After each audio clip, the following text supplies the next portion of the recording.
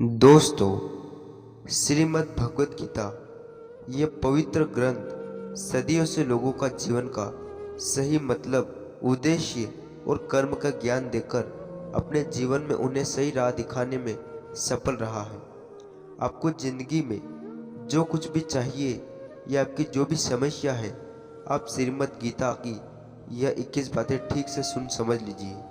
आपकी हर इच्छा पूरा होगा, हर मुश्किल आसान होगा और आपका हर दुख दूर होगा। इसलिए मित्रों, आज इस दिव्य संदेश को सुनने से पहले कृपया कमेंट में जय श्री राधा कृष्ण अवश्य लिखें। आपकी भक्ति इस हमारे चैनल में सुखमय बनाएगा। यदि आप हमारे चैनल पर नए हैं तो अभी सब्सक्राइब करें और घंटी दबाएं ताकि हर भक्ति यात्रा में आप हमारे साथ रहें। दोस्तों, हमारे चैनल पर भगवान श्री कृष्ण द्वारा दिए गए 21 महत्वपूर्ण विचारों को आपके लिए लाए हैं ताकि ये आपके वर्तमान और भविष्य के सभी दुखों को, कष्टों का निवारण करने में आपकी मदद कर सके।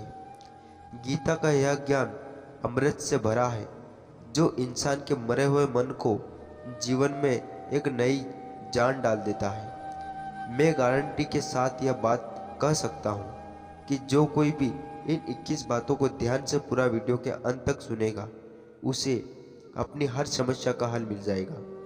उसे वह सब कुछ मिल जाएगा जो वह पाना चाहता है। इसलिए इस वीडियो में एक भी विचार को मिस मत कीजिए और इस वीडियो को पूरा अंत तक सुने।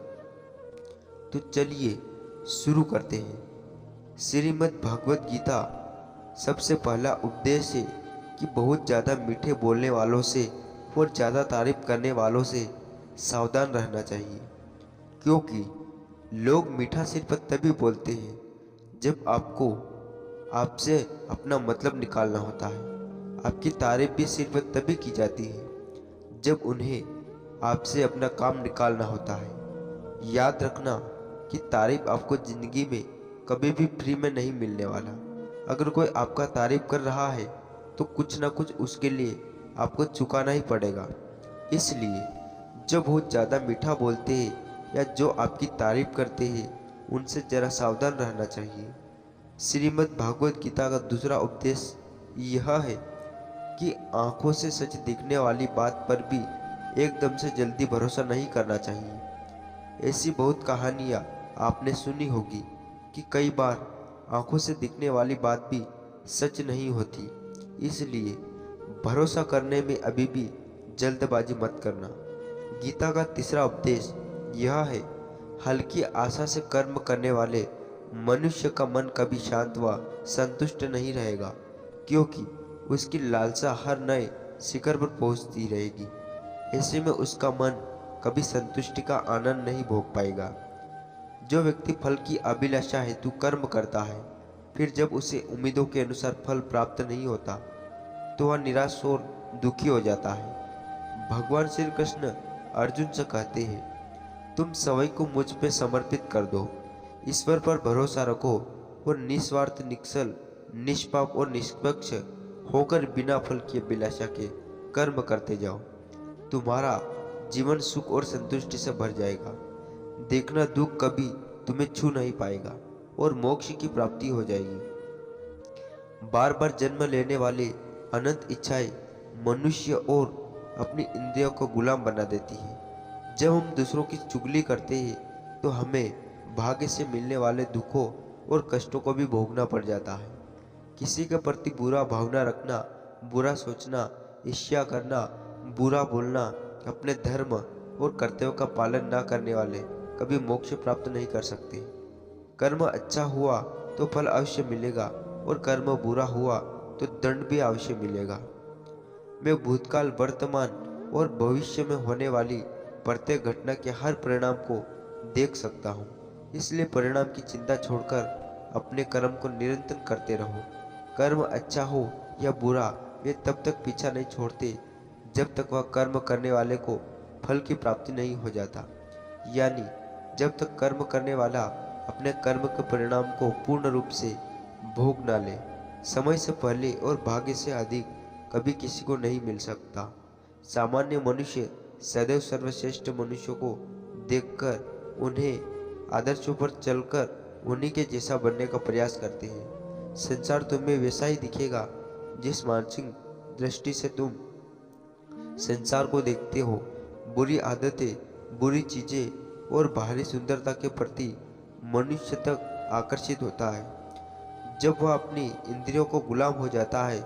जिस प्रकार जलते हुए छोटे दिए की रोशनी से प्रचंड अंधकार भी समाप्त हो जाता है, उसी प्रकार जब आप मन में मौजूद अज्ञानता से भरे अंधकार रूपी कमरे में सकारात्मक सोच का तेल डालकर ज्ञान का प्रकाश उजागर करेंगे तो अज्ञानता रूपी समक्ष अंधकार स्वतः ही समाप्त हो जाता है। श्रीमद् भागवत गीता का चौथा उपदेश यह है कि लोगों में अपना सहारा ढूंढना छोड़ दो।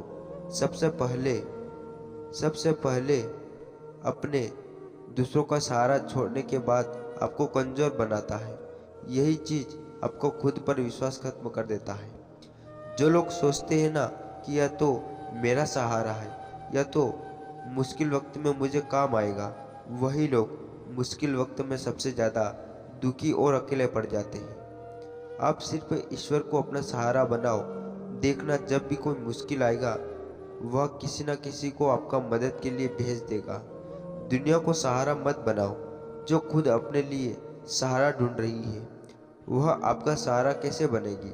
तो अपना सहारा दुनिया को नहीं, ईश्वर को बनाओ।